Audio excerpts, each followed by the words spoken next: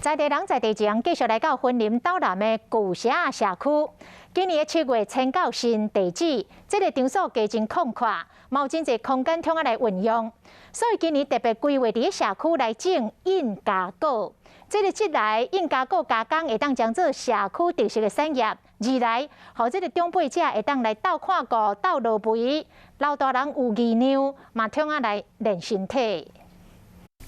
口吐咸鸭水，唔惊日头晒，外人看起来可能感觉真辛苦，因为对这阵社区太太来讲，是有无同款的意义。旧社区伫今年7月份搬到这个新地址，就开始发展社区产业，种印加果。